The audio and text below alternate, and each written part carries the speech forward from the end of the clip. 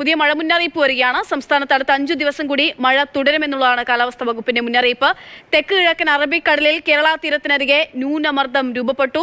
ഇന്ന് ഒറ്റപ്പെട്ട സ്ഥലങ്ങളിൽ അതിശക്തമായ മഴയ്ക്കും മെയ് 24 മുതൽ 25 വരെ ശക്തമായ മഴയ്ക്കും സാധ്യതയെന്ന് മുന്നറിയിപ്പ്. ബംഗാൾ ഉൾക്കടലിൽ ചുഴലിക്കാറ്റിന്റെ മുന്നറിയിപ്പുമുണ്ട്.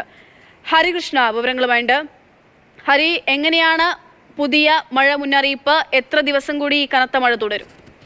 ഈ അലർട്ടുകൾ 2 ദിവസത്തേക്കാണ് ഉള്ളത്. പക്ഷേ അത് കഴിഞ്ഞും നേരിയ മഴയ്ക്കുള്ള സാധ്യതയുണ്ട് എന്ന് കാലാവസ്ഥാ നിരീക്ഷണ കേന്ദ്രത്തിന്റെ പ്രവചനത്തിൽ പറയുന്നു. ഇന്നിപ്പോൾ 2 ജില്ലകൾ, മലപ്പുറം, വയനാട്, ഈ 2 ജില്ലകൾ ഒഴികെയുള്ള മറ്റെല്ലാ ജില്ലകളിലും മഴ മുന്നറിയിപ്പുണ്ട്. പത്തനംതിട്ടയിലും കോട്ടയിലും ഇടുക്കിയിലും അതിശക്തമായ മഴയ്ക്ക് സാധ്യതയുള്ളതിനാൽ ഓറഞ്ച് അലർട്ട് നൽകിയിട്ടുണ്ട്. മറ്റ് ജില്ലകളിൽ യെല്ലോ അലർട്ടാണ് നൽകിയിരിക്കുന്നത്.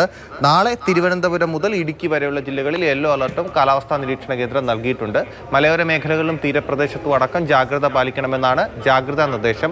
ബംഗാൾ ഉൾക്കടലിലും അറബിക്കടലിലും ന്യൂനമർദ്ദങ്ങളുണ്ട്. അറബിക്കടലിലെ ന്യൂനമർദ്ദത്തിന്റെ സ്വാധീനത്താലാണ് കേരളത്തിൽ മഴ സജീവമായി കൊണ്ടിരിക്കുന്നത്. ബംഗാൾ ഉൾക്കടലിലെ ന്യൂനമർദ്ദം കൂടുതൽ ശക്തി പ്രാപിച്ച് ഒരു ചുഴലിക്കാറ്റായി മാറാനുള്ള സാധ്യതയുണ്ട്. പക്ഷെ അത് കേരളത്തെ നേരിട്ട് ബാധിക്കുമോ എന്നുള്ള കാര്യം ഇപ്പോൾ പറയാൻ കഴിയില്ല. അത് ചുഴലിക്കാറ്റ് രൂപപ്പെട്ടതിന് ശേഷം മാത്രമേ പറയാൻ പറ്റൂ. നിലവിൽ മഴ നേരിയ തോതിലെങ്കിലും തുടരാൻ തന്നെയാണ് സാധ്യത. ശരി, ടി എസ് ഹരികൃഷ്ണയാണ് വിവരങ്ങൾ നൽകിയത്.